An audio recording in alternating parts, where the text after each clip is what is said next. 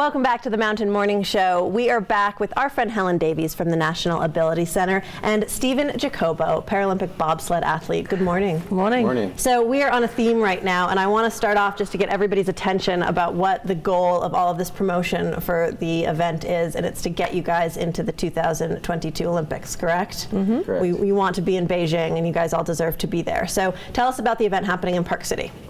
Well, it starts, we're going to be out here until pretty much Thanksgiving, training and competing. This is actually my third time out here in Park City, so we have 2 World Cup competitions, and it should be pretty fun. We have a lot of competition to look forward to.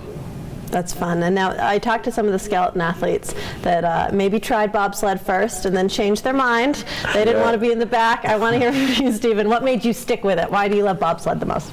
Well, I did try skeleton once, and like I said, I would rather stick to bobsledding. Same thing like how the skeleton guys say. For me, they're like, no, not doing it. Yeah. For us, it started as a team, man. Like me, I've always been the pilot, and then we would have the amputee in the back as the brake man. But now we're just monobob, so we drive and we brake.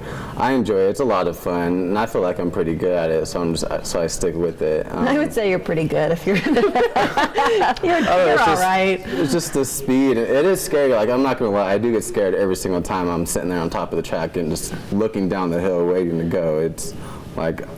There's sometimes where I even do say a prayer because, anything can go bad. I'm so glad you said that, because as a spectator, we say a prayer for you when we watch you come down that thing. And I think it was interesting that Jason even said he feels a little nervous too. And you always wonder what's going through the athlete's mind before a competition like that. Yeah, I mean, because, anything can happen. Like, you'll have a great run, and then a day later, something bad can happen. Like crashes, they're not fun. You're going so fast down that track, any little bump, it's really going to hurt you. And there's been times where my shoulders are just bruised up, even from being in the sled. Like, you just think you're protected, but you still get beat up pretty good. So it's that healthy balance, like they said, of fear and discipline. Yeah. The rush and the fear makes it all happen.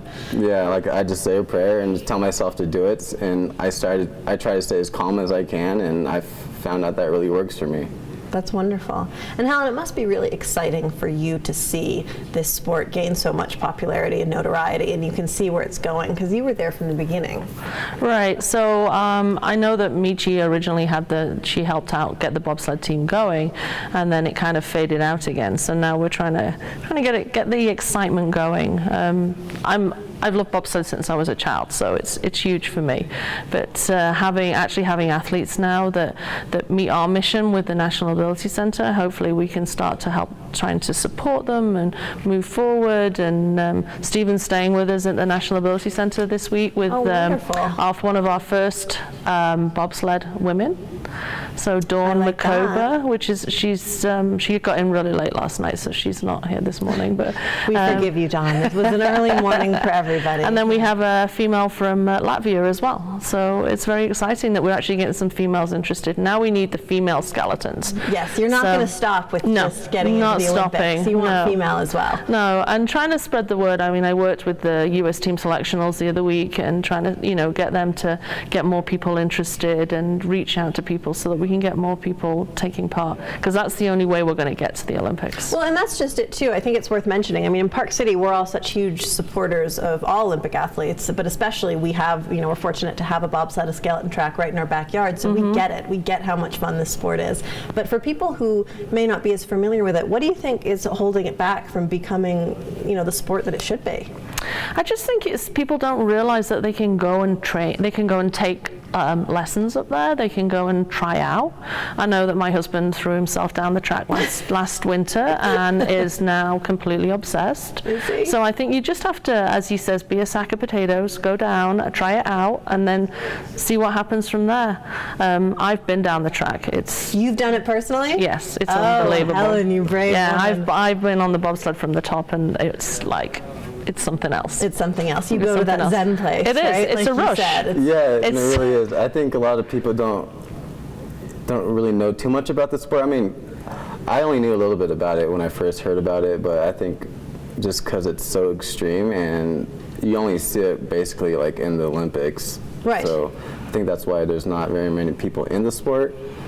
So when I got invited to come out and do it, I had somewhat an idea what it was, but then I just fell in love with it. So it's just a matter of getting it out there so more people understand what Once it you is. see it, you'll love it, right? It's Formula One racing on ice. On ice. That's the way. That is a Pretty good much. description. It's- Formula One on yeah, ice. I think that's the best way I can describe it. That's so. fantastic. All right, so for everybody who wants to come down and support you guys, give us the details of the event. It's every morning. They're training on Thursday and Friday, and the competition's on Saturday. I think Saturday and Sunday morning. Okay, Saturday and Sunday morning. But yeah, we but can you go can to go the website, right? Yes, you can go to the website up at the UOP and come out and watch it. It's amazing, especially at turn 12. That's At turn 12. Turn Insider 12. tip, turn 12 from Yeah, Helen. I got my memories on Facebook this morning, and it was me with a picture of the the UK bobsled team for 2 years ago, Okay. and it was like, you have no idea, standing next to them when they rush past you,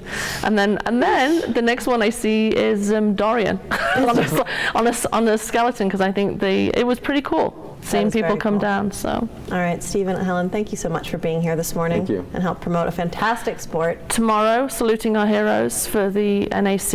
It's our big military fundraiser down in Salt Lake City. It's a luncheon tomorrow, saluting our heroes. All right, thank you, Helen. Want to put that out there. I'm going to put that out there for sure. If you want to support her heroes, and many of mine, you're going to want to head over to the National Ability Center website, check out the details for tomorrow's event, and then this weekend head to Utah Olympic Park to celebrate and support the Paralympic bobsled and skeleton athletes. I'm telling you, you're not going to want to miss this. Help get this sport into the Olympics by 2022. This is the Mountain Morning Show right here on Park City Television. We'll be back.